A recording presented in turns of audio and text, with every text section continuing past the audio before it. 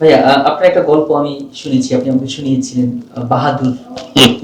বঙ্গবাহাদুর। বঙ্গবাহাদুর, হ্যাঁ। সো বঙ্গবাহাদুরের একটা সিনেমার প্লট ছিল, একটা হাতি কেন্দ্রিক গল্প। আমার যতটুকু এখনো মনে পড়ে।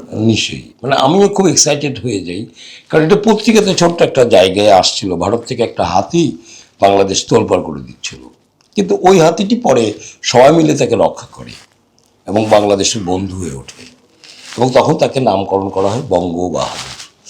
এই গল্পটি আমাকে খুব, তোমাকে যখন বলেছিলাম, গল্পটা কিন্তু দুর্দান্ত। তো এই গল্প আয়োজন করতে যে পরিমাণ ইন্ডিয়ায়, বাংলাদেশ, এই দুই দেশের মানুষের অনুভূতি, হাতি, টেন্ডার, ক্যারেক্টার সব মিলিয়ে এটা দারুণ চিত্রনাট্য আমি দাঁড় করিয়ে তোমাকে কিন্তু শুনিয়েছিলাম।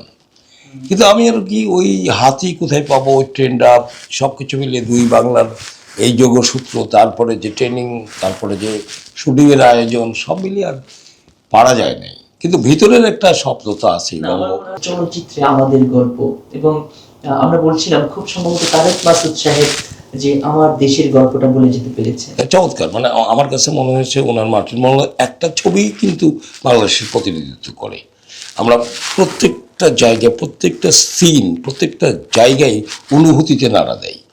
যখন অনুভূতিতে নাড়া না দেয় তখন কিন্তু কি আমার ছবি না, যে যতই যেভাবে আপনি বানান না কেন, আমার দর্শক মানে আমি যদি আমার অনুভূতিতে আমার দেশ না পাই, আমার মানুষটি না পাই, আমার আশেপাশের সমস্ত আবেগগুলো যদি না পাই, তখন কিন্তু এটা আমার ছবি হয়ে উঠবে না। তো এইটা মাটির ময়না প্রমাণ করেছে তারেক মাসুদ, যে ওইটি একদম আমার ছবি বা আমাদের ছবি।